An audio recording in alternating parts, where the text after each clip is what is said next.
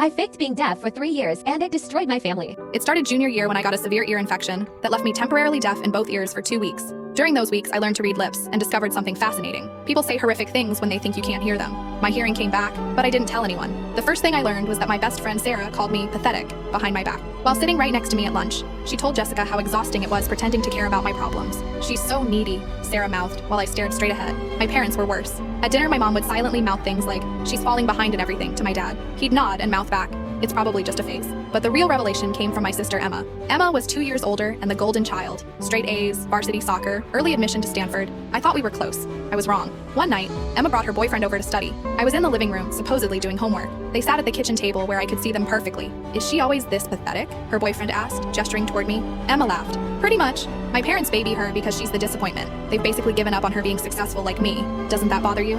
"Are you kidding? It makes my life easier. They expect nothing from her, everything from me." I kept my face neutral, but inside I was planning my revenge. For 3 years, I documented everything.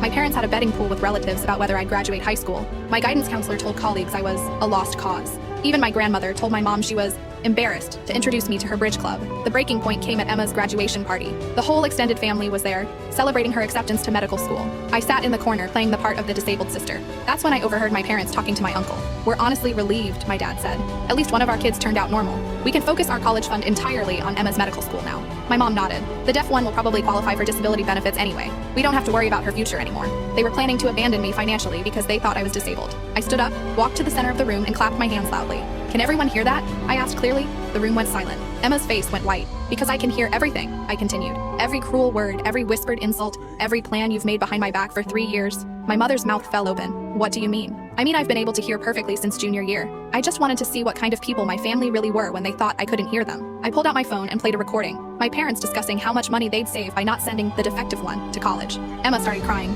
"We didn't mean—" "Yes, you did." I cut her off. I turned to my parents. "You raised me for 18 years, then wrote me off the moment you thought I had a disability." I picked up my graduation gift, a cheap bracelet they'd clearly grabbed last minute, and handed it back to my mom. "Keep this. You'll need to save money now that you only have one daughter." I walked out and never went back. 5 years later, I'm finishing my master's degree in psychology. Emma dropped out of medical school after 2 years. Turns out she couldn't handle pressure without her parents doing everything for her. They've tried reaching out, claiming they misunderstood what I heard, but I have 3 years of recordings that say otherwise. Sometimes people ask if I regret the deception. The answer is simple. I regret that it was necessary, but I learned the most valuable lesson of my life. When people show you who they really are, believe them, even when they think you can't hear them.